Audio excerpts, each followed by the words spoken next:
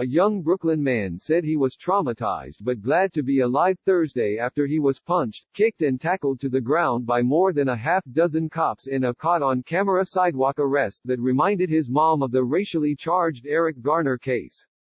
Fitzroy Gale told the Daily News that he was accosted Wednesday night outside Glenwood Park in Canarsie by a plainclothes police officer who never showed him identification, didn't accuse him of a crime and threatened to use a taser as he pressed him against a metal fence on Glenwood Road.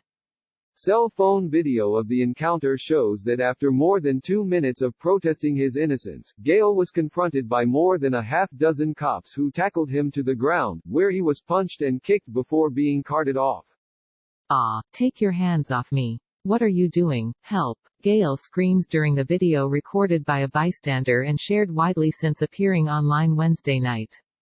Cops took Gale to the 69th Precinct Station House where he was charged with resisting arrest, obstructing government administration and possession of marijuana.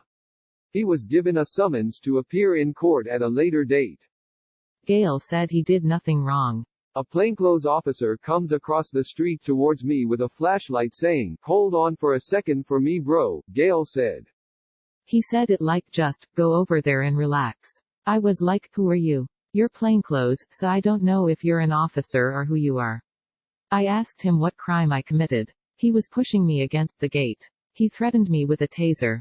Video of the 8 p.m. arrest shows Gale, whose hands were raised, going back and forth with the first cop, who kept telling him not to move. First the cop reached for a radio, presumably to call for backup. Seconds later lights and sirens filled the street before additional officers sprinted over to assist in the arrest. They were holding me down, Gale said. They were trying to knee me hard. I was trying to not get kicked in the face. They were just kneeing me and punching. They put the cuffs on me after. They didn't charge me with anything. I got a desk appearance ticket for being in the park after hours.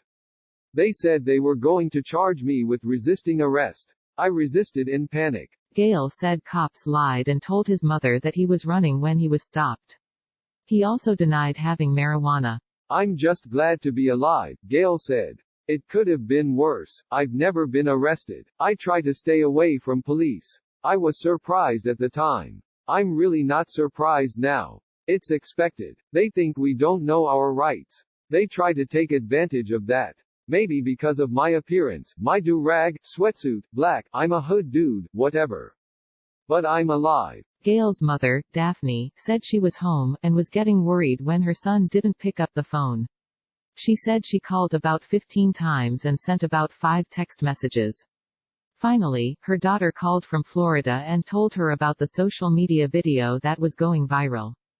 When they put him down on the ground, it reminded me of Eric Garner, she said of the Staten Island man who died in 2014 after a group of cops, including one who used a banned chokehold, tried to arrest him for allegedly selling illegal cigarettes. It's the same thing. You're going to call backup for a young man who doesn't have a gun, doesn't have a weapon, doesn't have anything? Does it take 6 or 7 strong NYPD men to hold down one young man? I was traumatized. You think that's fair for any family member to see? In my mind I was like, here we go again, this is another case like Eric Garner.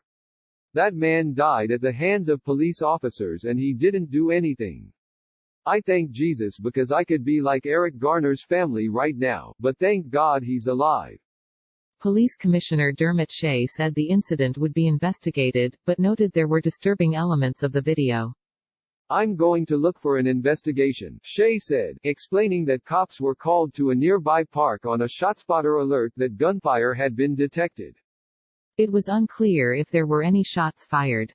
When cops arrived at the scene, Gale and an 18-year-old man, who were allegedly seen smoking marijuana, ran off in different directions, Shea said. One officer caught up with Gale before the video started, Shea said. The other male was also apprehended and issued a summons, Shea said. Certainly if you look at the totality of the incident, there are 2 very separate outcomes.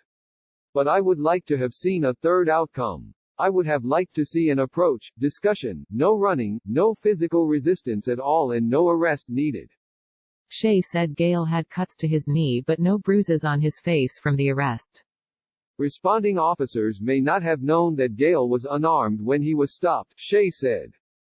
They arrive at the scene and two people take off running, he said.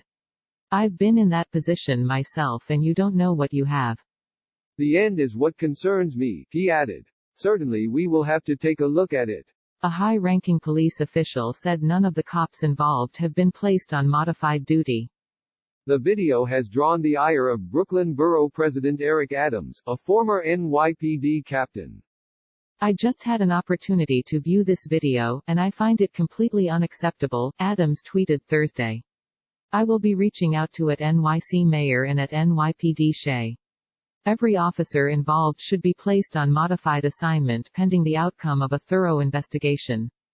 About a dozen community activists rallied outside the station house demanding answers amid more accusations of police brutality.